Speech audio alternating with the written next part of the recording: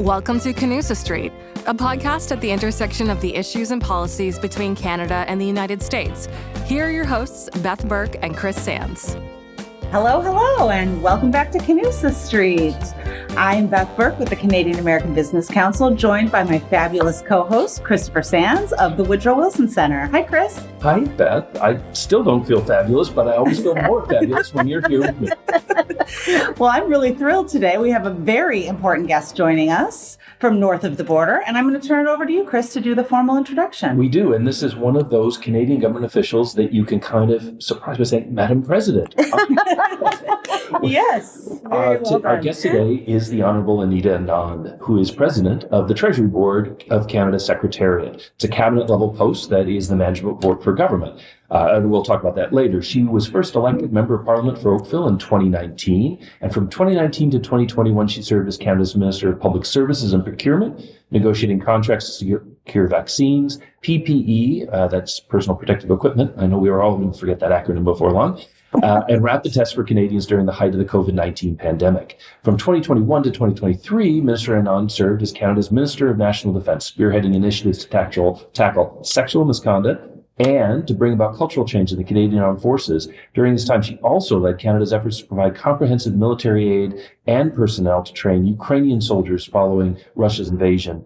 I first encountered Minister Anand when she was a professor of law at the University of Toronto, and she held the J.R. Kimber Chair in Investor Protection and Corporate Governance. She served as an associate dean and was a member of the governing board of Massey College. I'm a senior fellow at Massey College, so that's another connection, and director of the policy and research at the Capital Markets Research Institute, Rotman School of Management. She also taught law on the other side of Canusa Street at Yale Law School. So that's a very distinguished background. Welcome, Minister Anand. Thanks for having me. I'm super excited to be here. Well, we're thrilled to have you. And as Chris laid out, you have quite an extensive background. And I know we want to talk a lot today about the Treasury Board, but I really want to touch on one interesting piece of your bio before we dive in. Sure. As Minister of Defense, you have a very unique perspective of the U.S.-Canada relationship. And I'm curious how that shaped your views sort of moving into this role and just the relationship at large. Well, thank you for that fantastic question. And I understand you were just at NORAD. I was just at NORAD. The Canadian American Business Council just spent some time there. It was fascinating. Well, it is really the example, isn't it, of the cooperation between our two countries. And I would say the necessary cooperation between our two countries that transcends all minor issues that we might have. You see and feel that when you are at NORAD HQ. And certainly when I was Minister of National Defense, when we had those cylindrical shaped objects, AKA balloons, coming over North America, we saw the value of NORAD and the importance of our mutual cooperation on defense and security issues really never leaves our minds. And certainly it was palpable at that time for me. And so during that period of my life, I developed a very close working relationship with Secretary Lloyd Austin and his team.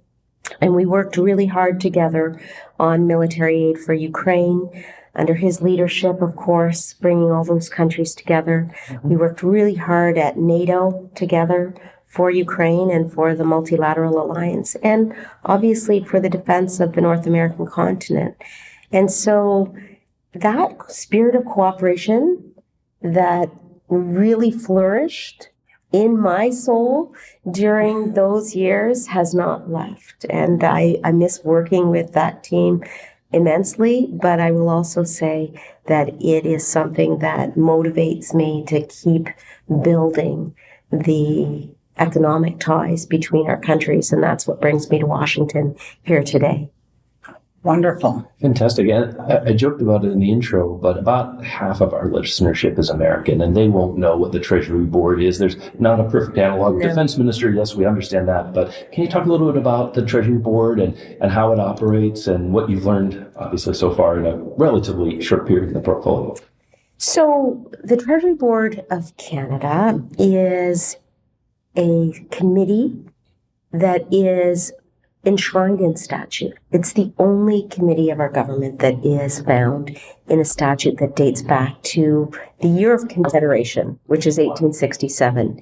And as president of the Treasury Board, I oversee all of the programs and expenditures of our government. That's approximately $450 billion every single year. And so nothing leaves the desk of the Treasury Board president without the oversight that is needed to ensure that we are accountable to taxpayers, that we are prudently managing taxpayer dollars, that we are undertaking risk analyses before approving a program that goes out the door. Mm-hmm. And that is part of what also I'm doing here in Washington, which is seeking to reduce red tape for Canadian businesses and American businesses through the Regulatory Cooperation Council. It's part of this general view and responsibility in the Treasury Board that we need to do whatever is possible for the taxpayer so that they have more revenue in their pockets. And in the purpose and the goal of cross-border business, that's good for everyone. That's good for North America. Business just wants to do business. How do we reduce red tape? And do you find you have to persuade people of this? In Europe, there was always a single market discourse. We were going to try to create in Europe a single market. But if you look at the North American space today after NAFTA and CUSMA, USMCA for the American listeners, it really isn't, we don't have that same tradition of talking about how do we eliminate the barriers so that product can truly be everywhere. Regulation being the biggest barrier. Do you find you have to sell this idea when you're talking to constituents or fellows? I do not have to sell it. People ask me for it. Okay. But let me just put it in context, which is that we have a very, very unique relationship with the United States, unlike any other trading relationship in the world. $3.3 billion of trade in goods and services pass through the border every single day. And the border is the longest undefended border in the world. And we in Canada are the US's biggest trading partner, and the US is our biggest trading partner. And so that's bigger than China, bigger than Mexico or Germany or the UK. And what that means is that this very unique relationship has to be as strong as possible. And in order to make it as strong as possible, we need to ensure that businesses have reduced costs and more harmonization. That means let's not make businesses file forms and documents unnecessarily. And this is where something called mutual recognition comes in. Can I move to Please, mutual recognition? You're reading my mind and playing from my talking points here. I love it. This is everything we care about. Well, I'll just say that, so I was a professor for 20 plus years in the corporate and securities law area. That's where you and I met, Chris, yes, when absolutely. I came to talk about systemic risk at the Wilson Center. And so in that area, and especially in financial services, as well as in capital markets more generally, there have been very useful efforts at cooperation. And one of the ways cooperation has taken form, one of the tangible ways, is this idea of mutual recognition. That is, look, I see you have disclosure laws in your country. We have disclosure laws in our country too. The disclosure laws aren't exactly the same, but they seek to accomplish the same thing, which is to provide information to investors or consumers. So we're going to respect your disclosure if you respect our disclosure rules. That's what mutual recognition is. It makes a lot of sense. It does. And what I want to see, what I am pushing for, is greater and greater mutual recognition. It is very difficult to repeal legislation and introduce harmonized, exactly the same legislation on either side of the border. Sure. Mutual recognition is very efficient.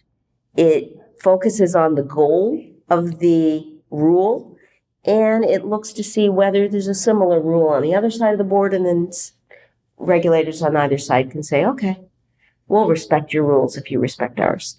And that reduces costs for businesses. That lets business do business. Absolutely. I know in the roadmap for renewed U.S.-Canada partnership, which is one of our sort of platform agreements for cooperation that President Biden and Prime Minister Trudeau agreed to at the very beginning of the Biden administration, there's a big emphasis on small and medium-sized businesses. And I know a few, I'm sure you do, both of you do as well, but it seems like small and medium-sized businesses gain from mutual recognition by being able to deal with a regulator they know.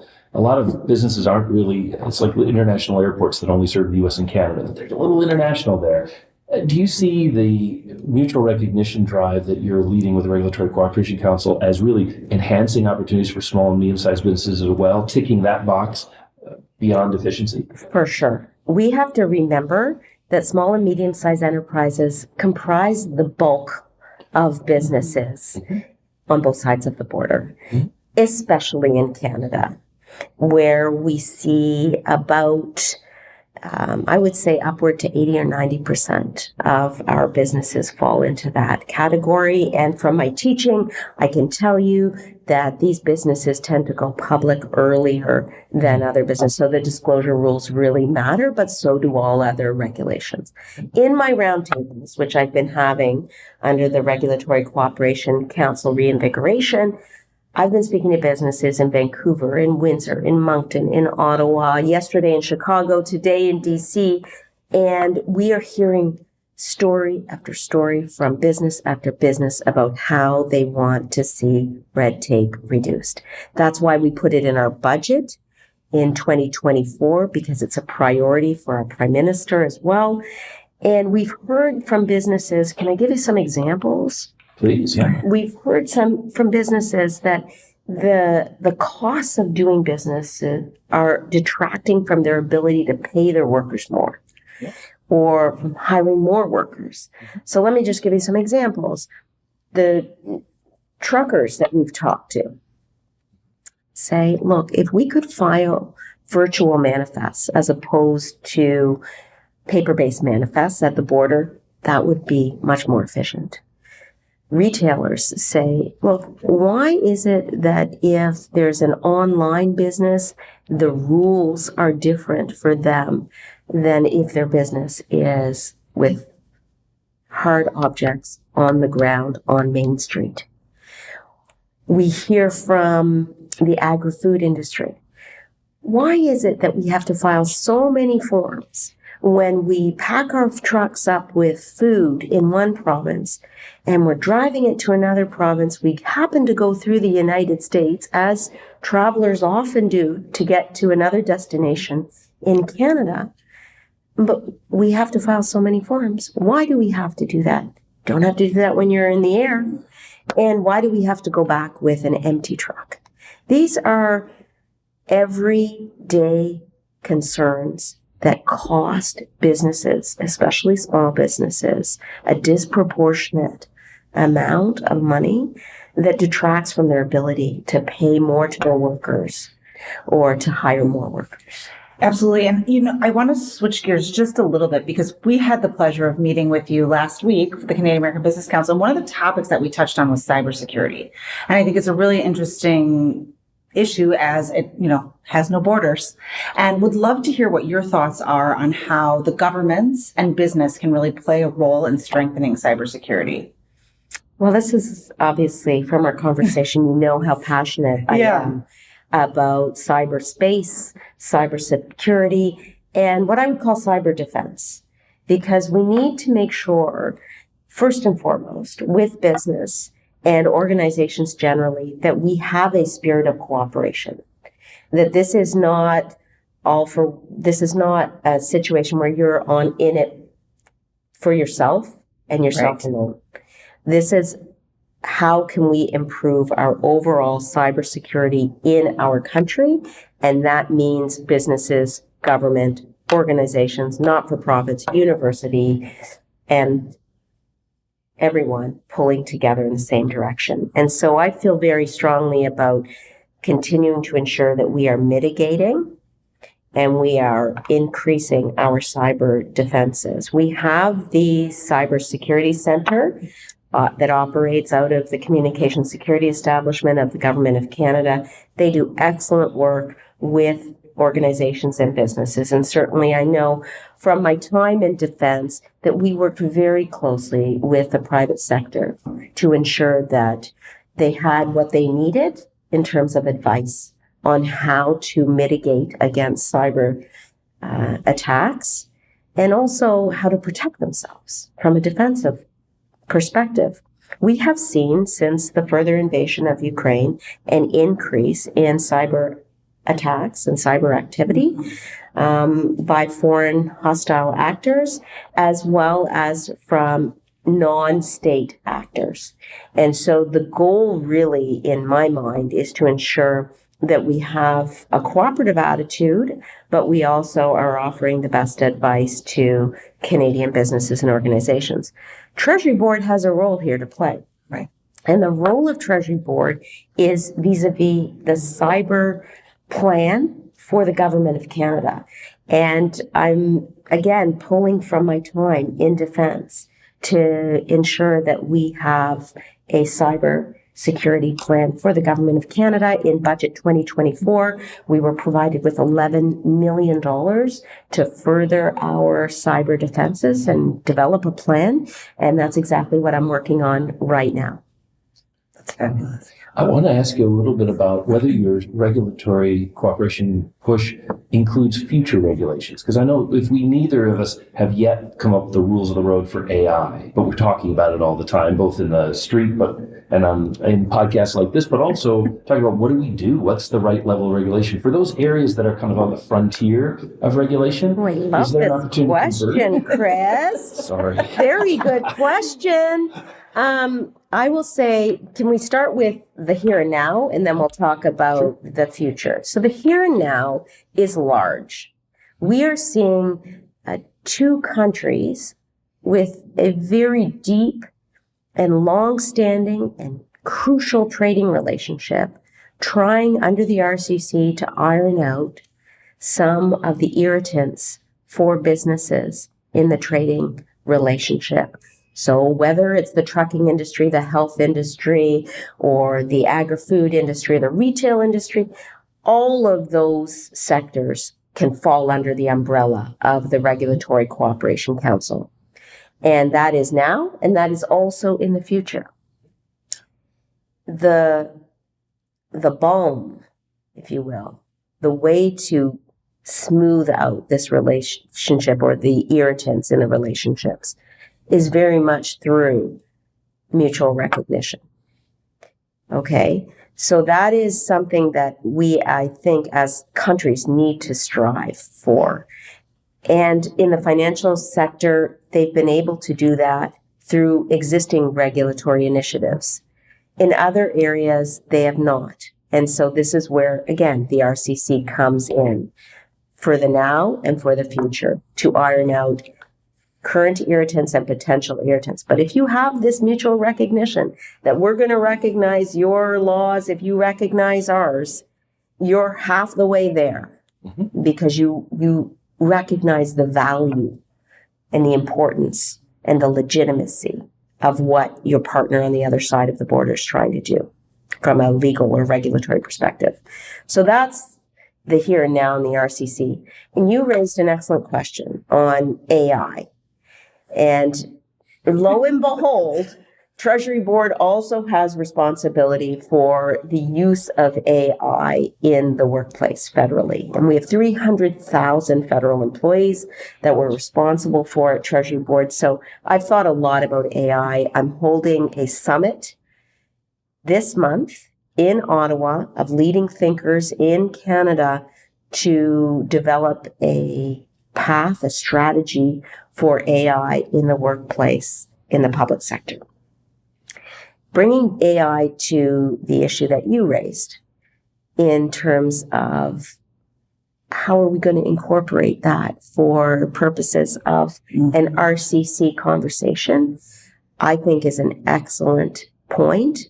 But we have to remember it cannot be done in isolation.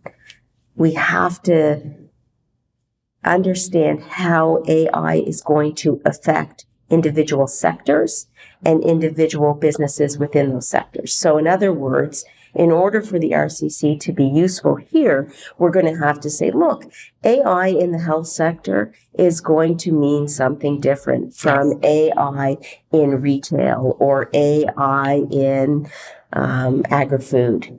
And that is work that we are undertaking now, thinking about the future and incorporating AI into the RCC. That's fantastic. Yeah, that's amazing. And I think we have a million more questions we could ask, but we want to be respectful of your time. No, don't worry. This is amazing. Well, so thank much you fun. so much. So, Chris, if you want to ask one last question, and then I think we should. Well, I'm gonna ask a question for one of my colleagues at Wilson, Zeb Delgado.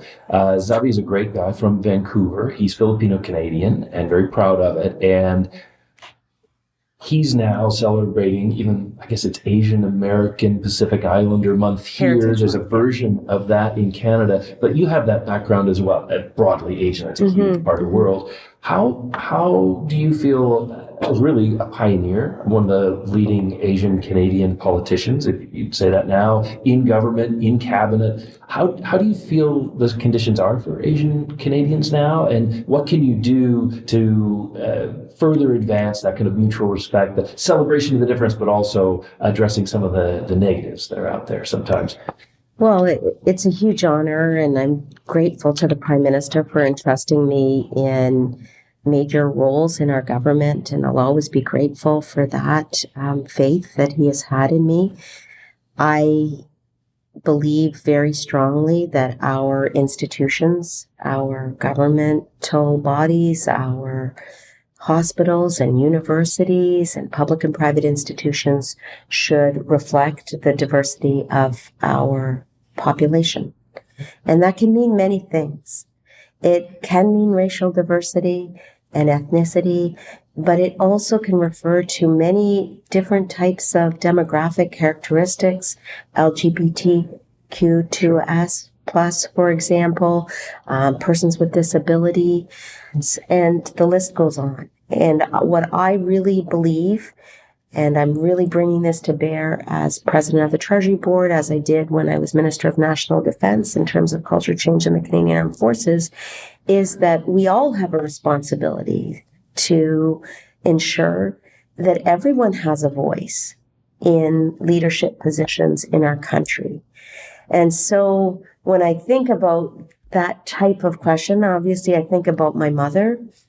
She was a very strong woman who gave birth to 3 daughters, and she said to us, never give up, keep going, and keep striving for equality and contributing to the community that you live in. And so her memory is always with me. And everything I do, I really do it because she taught us that there are certain values in life that you have to really fight for. And this is definitely an area of passion for me. And I sometimes have people ask me, well, what do you feel as a racially diverse individual in a leadership position? But I think we have to remember that we're also moms. Yeah. And we're sisters and daughters, and in my case, a member of parliament, a former professor, and a cabinet minister. We wear all these different hats. Mm-hmm. And it's really hard to separate out one way of thinking or one particular personality trait and identify what it is about that you're fighting for. I think it's probably more accurate just to say, these are the values that we're striving to achieve. This is the type of world we want to build. This is the country that we think is worthy of the people we love the most, our children and our children's children. And that's really why I entered politics and why I want to stay. Wow. Well, I couldn't imagine ending on a better note than that. So thank you so much for sharing all of your perspectives and thoughts. And we are right behind you. This is really important work. We really care a lot about it. So thank you for taking the time with us. And thank you for being on Canusa Street. We would love to have you back anytime you're interested. Okay. Well, it's a date then. You guys are amazing. So thank you so much for caring about the Regulatory Cooperation Council, which is going to deliver billions of dollars back to the Canadian and American economies. Meeting with my counterpart this afternoon, and I can't wait to keep going. Absolutely. Well, thank you. Minister Anand, come back anytime. Thank you. This podcast is brought to you by the Canadian American Business Council and the Wilson Center. If you like this episode, help others find our show and give us a rating on Apple Podcasts or Spotify.